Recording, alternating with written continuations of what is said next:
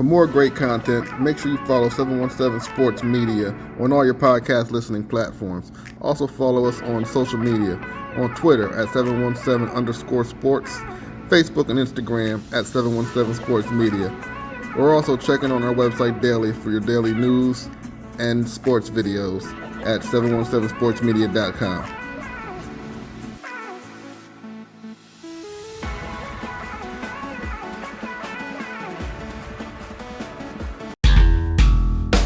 Okay, everybody, thank you again for joining us here around 717 with a special edition. We are pleased to bring you another guest, another inductee into the Lancaster County Hall of Fame, John Andy Noel. Congratulations. How you doing, sir? Thank you, Carl. I'm doing just fine. Yeah, we were just joking before I started recording. I asked Andy if he ever lost, and he had a good laugh about that. For those that don't know, Andy was one of the best and probably still is one of the best wrestlers around. Well, you're very kind, and I can tell you that I've been around a long time, and I can tell you there are many, not just better than I was, but way better than I was. So I've had the experience here at Cornell to really see some extraordinary collegiate wrestlers. And, yeah, you were talking about that before we start recording. Tell me more about I guess your involvement with Cornell right now. Well, right now I'm the director of athletics and physical education. Yes. I just completed my 23rd year, and you and I were talking about the wrestling team, and I was just mentioning we were talking about various levels of success, and when I compare what my experience was, what I achieved compared to what's going on now, it's de minimis at best. And we currently have a young man on our team. He'll be a senior second semester. He took off the first semester to compete in the world championships, the senior world championships, and he took a silver medal. And on the American team was a Cornell wrestler, Kyle Dake. Okay. Who won the world championship for the fourth time. He's an Olympic medalist, and he was a four-time NCAA champion. So I'm surrounded here in the Cornell wrestling program with literally world-class competitors who are actually among the youngest to have achieved their levels of success. And it's sobering and humbling, I can tell you, Carl. And it provides a perspective that allows me to know where I stood. Well, let's get it. So, what you see nowadays? We got into this with with the transfer portal and NIL. Or is Cornell? Are you going and experience any issues with that at all? We're not doing it at all. The Ivy League attitude and the Ivy League policy is that coaches and administrators will not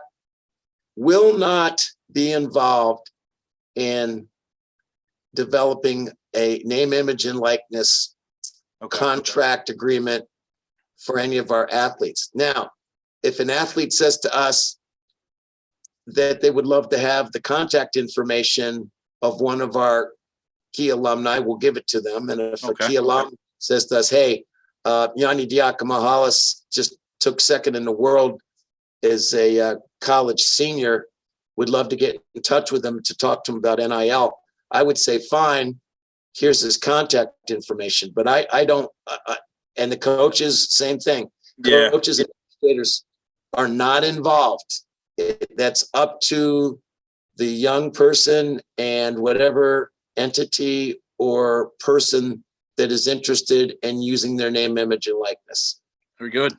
Very good. Yeah, that seemed to be the message, even with coaches that we've interviewed on our podcast that are involved, like Daryl Daniel. He runs a big training academy here in Lancaster, and he doesn't seem very receptive of it. Not that he's involved with the NIL. I was just curious for your thoughts on that, because I mean, Andy, you see everywhere, not just football or wrestling or any sport where the kids, if they're not starting right away, it seems like they're entering this transfer portal, or if they're not getting the proper NIL money. They're going to a different school. It's different. Yeah. It's unprecedented times, it seems like.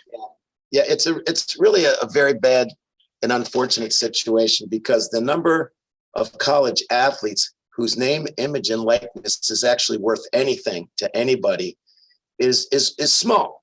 Right. And there are superstars that are the anomalies and exceptions, but it's a recruiting frenzy now. Yeah.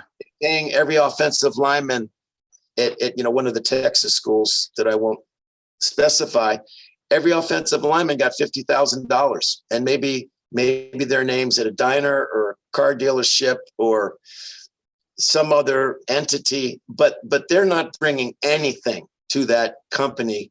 It's just a way in which they're legally now allowed to pay somebody.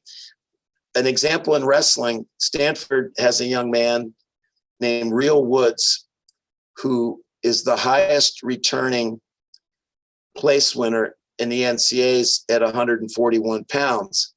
And he jumped into the portal for his last year. He graduated from Stanford. He had a year of eligibility left, jumped into the portal, and there was a bidding war among Michigan, Penn State, and Iowa for 1 year of his services.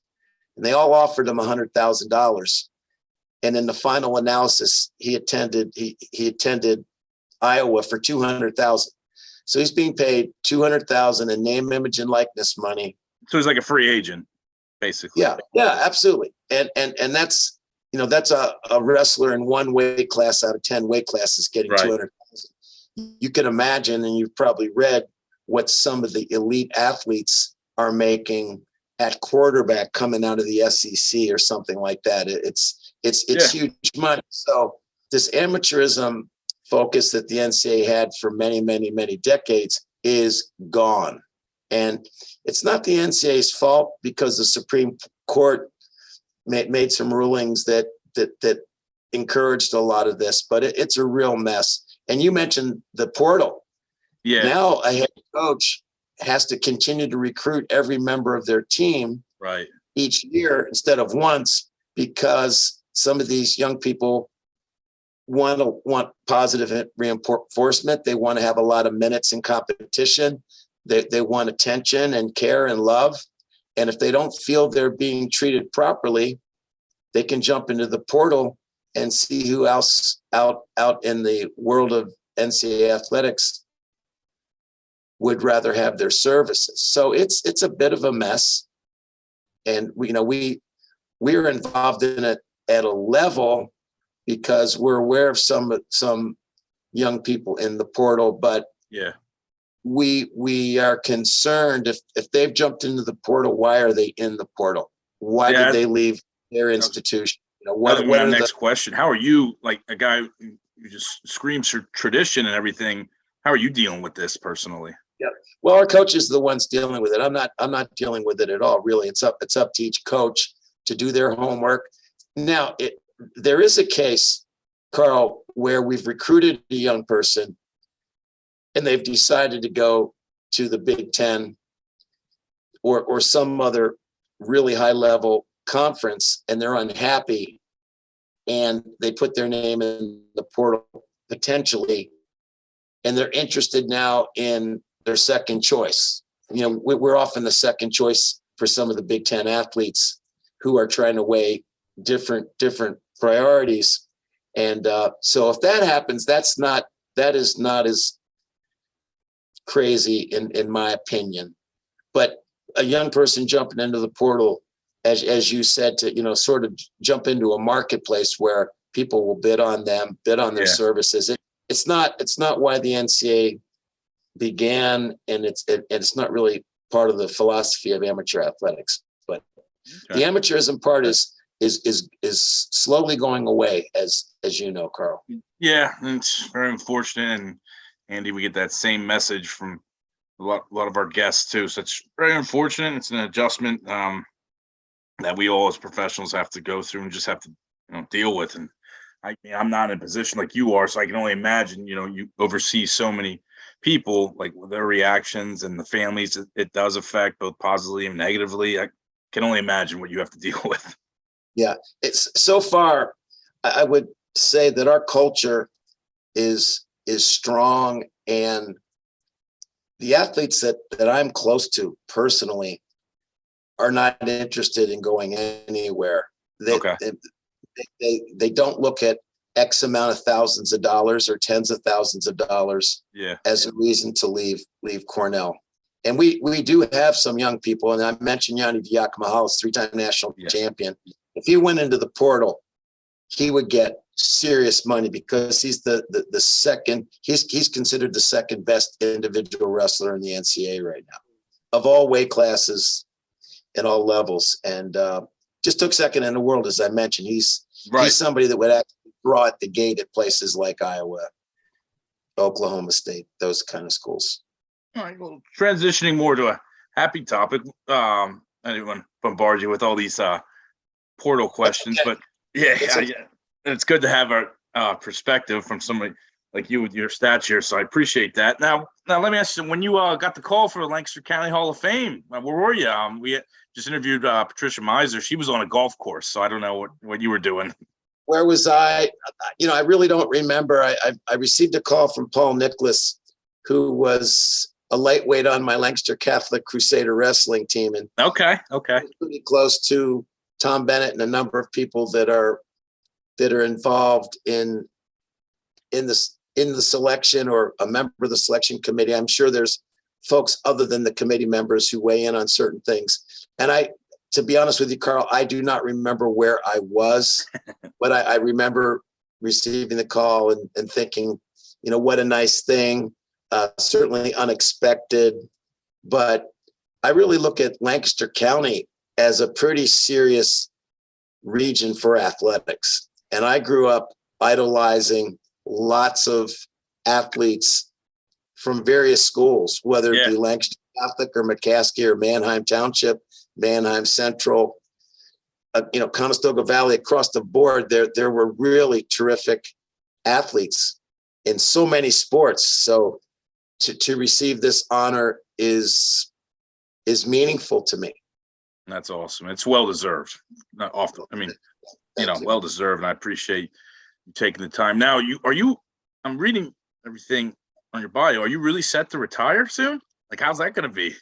Well, I'm going to retire sometime in 2023, and I finished 23 years as director of athletics, and I'd been I finished 43 years at Cornell in athletics because I was head wrestling coach for 14 years, and I was running some serious athletics annual fundraising for a couple of years, and then I was in business 6 years with Cornell alumni. Okay.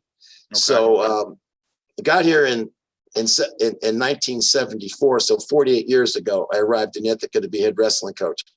So been here a long time, and I'll actually be 73 next June. So at some point, I think it's important to do some other things. I have 4 grandchildren now who I love to pieces, and I'm actually going to leave tomorrow morning and drive to Boston and stay with my son, Jonathan. Okay. Who works in Boston, and he's got 2 little ones, and I'm going to spend time with he and his wife and 2 grandkids and pick up my 18-year-old daughter and bring her to Ithaca for her 18th birthday celebration. So you're getting early into the joys of retirement. It sounds like a year ahead of time. Yes. And so the national search started about 3 weeks ago. The idea is, without any understanding of how long this kind of thing takes, I mean, it can be quick and it can take forever. And so if we plan somewhere in the middle, the idea is there'll be a national search, which has just started. There'll be phone interviews on campus, all this committee stuff, and Cornell will make an offer to someone. Will you be involved in the process, the interviewing process? Not really very much. Carl, that's actually a gift. And I'll tell you why. I'll tell you why in a minute. But when somebody's identified and hired, when they come to Ithaca and they're ready to walk in the office and sit down and work, that's when I hand them the baton. They become the director of athletics, and I stay in a role where I'm helping in other areas. And when I was asked by my boss what I would like to do until June 30th, which is the end of the fiscal year, I said I'd prefer to raise money for capital projects for our coaches. And I have hired every head coach here but two. So I'm very committed to helping all coaches have what they need as far as locker rooms, office space, scoreboards, fields, you name it. Capital project needs are never ending. And we have 37 varsity sports, which is the fourth most in the country. And so there's a bottomless pit of needs. So I would enjoy in my final months at Cornell to work hard to continue to try to gain for my coaching staff what they need to thrive and to improve their programs. Now, this capital, you said it's capital projects or capital management. What's the name of the capital projects? A capital project is generally a building project, whether it's a baseball field, softball field, offices, locker rooms, scoreboards. We just put a new scoreboard in our basketball arena. Okay, that's things like that. And you can't imagine how expensive things have gotten. It's insanity. Inflation's what a basic scoreboard costs, or to renovate a locker room could be hundreds of thousands of dollars. Oh wow! So you're in the thick of it, and looks like you have the retirement planned out ahead of time too. That's great. Let me ask you. It sounds like you've been in. You mentioned 1974. You moved out to Ithaca. Do you still get back to the Lancaster area? Well, I used to get back to Lancaster fairly often, but my mom passed away. Geez, I don't even know exactly how many years. It must be about 20 years ago. And my father passed away 4 years ago. When my mom passed, my dad moved to Phoenix, Arizona, to be with my younger brother Steve, who wrestled at Franklin Marshall and Lancaster Catholic, and played some lacrosse in college and wrestled on my team at Franklin Marshall, was a teammate. So my dad lived with my brother Steve, and my dad passed away at 99 and 4 months, almost made his goal of 100. He was very competitive. He wanted to live to 100 just because. And so a great guy, a terrific supporter during my career wrestling in high school and college. And my mom and dad were just terrific. And when they are no longer in Lancaster, I do not get down as much as I would like to, and I used to. But there are occasions where I do get back, but okay, it's a bit rare. And I can tell you, I'm really looking forward to this event. And one of the key reasons is I'm going to be able to see some of my former teammates and hang out with them a bit and catch up. That's great. And, now, I will say this to you, Carl, and I'm very proud of this. I have never missed a high school reunion. Every 5 years. I've never made one. You've never missed one? I've never missed a high school reunion. And we just had our 50th. And in 2018, we had our 50th high school reunion. We were all 68 years old. And I love it. I absolutely love it. And I will never miss one, because our class was very tight. And now, where do the Crusaders hold their high school reunion at? Is it different locations? All over the place, different locations. The committee chooses, and it's always been a fun place and an appropriate place, and we just enjoy each other's company and talk. And I guess we felt we were better than we were. You know how that is. By now, we were state champions and everything. So, but it's fun to see the teammates and classmates, and I enjoy it immensely. And I don't plan to ever miss high school reunion. That seems like the most accomplishment you're most proud of. Everything you've done in your career, you've never missed a high school reunion. Well, it's probably not what I'm most proud of, but the bottom line is I really appreciate my classmates, and I really appreciate. The attitude was really positive. I don't remember a single person in my high school senior class who wasn't a nice person, who wasn't humble. some of the smartest men and women in the class were the most humble. And we had some terrific athletes. You know, we had athletes better than me, I can tell you that. And they were humble and they were really nice people. And I feel very fondly about all those athletes at LCHS, but also the whole class was filled with nice people.